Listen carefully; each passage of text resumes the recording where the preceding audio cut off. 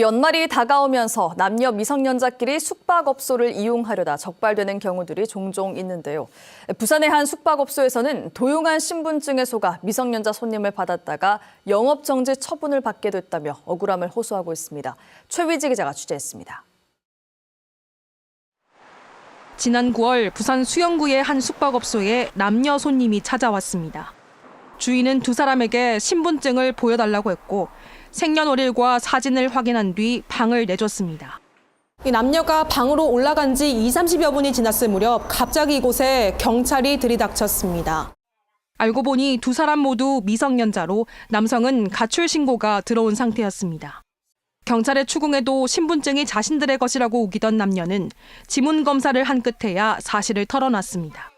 저희는 근데 사진을 봤을 때 본인이라 생각을 했어요. 머리 스타일도 비슷하고.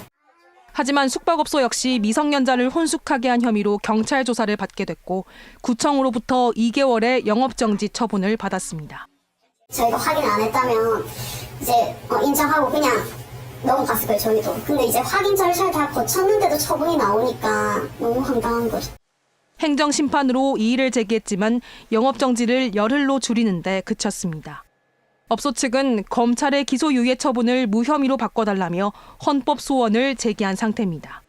현행법상 신분증을 위변조하거나 도용해 업주를 고의로 속였을 경우 식당이나 편의점, 유해업소 업주는 행정처분을 면제받지만 숙박업은 빠져 있습니다. 정부는 청소년 보호법을 개정해 선량한 숙박업소 주인들의 피해를 줄인다는 방침입니다. KBS 뉴스 최위지입니다. 청소년들이 술을 마시려고 가짜 신분증을 쓰는 경우가 적지 않다고 하죠. 여기에 속아 영업정지를 당하는 가게도 많다는데 최근엔 이런 일도 있었습니다. 어제 여러 커뮤니티에 영수증 2장을 찍은 사진이 올라왔습니다. 한 장은 지난 7일 발행한 것으로 보이는데 주문한 음식과 금액이 찍혀 있었고요. 또 다른 영수증엔 뒷면에 저희 미성년자인데 실물 신분증 확인 안 하셨다. 신고하면 영업 정지인데 그냥 갈게요. 라는 내용의 메모가 남겨져 있었습니다. 이 영수증 사진은 인천 고등학생 먹튀라는 제목으로 공유됐는데 남학생 2명과 여학생 4명이 음식과 술값 16만 원어치를 계산하지 않고 자리를 떴다고 합니다.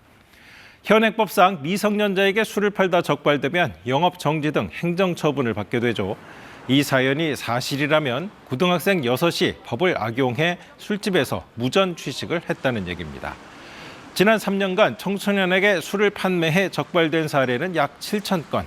자영업자들은 이런 청소년들 때문에 생계를 위협받고 있다고 하소연합니다. 저희 10대인데, 오늘도 겁없는 10대들 소식입니다. 이번엔 식당에서 술을 시켜 먹고 미성년자에게 술 팔았다며 돈을 요구하고 협박한 10대들 얘기입니다. 최근 광주의 한 식당에서 일어난 일인데요.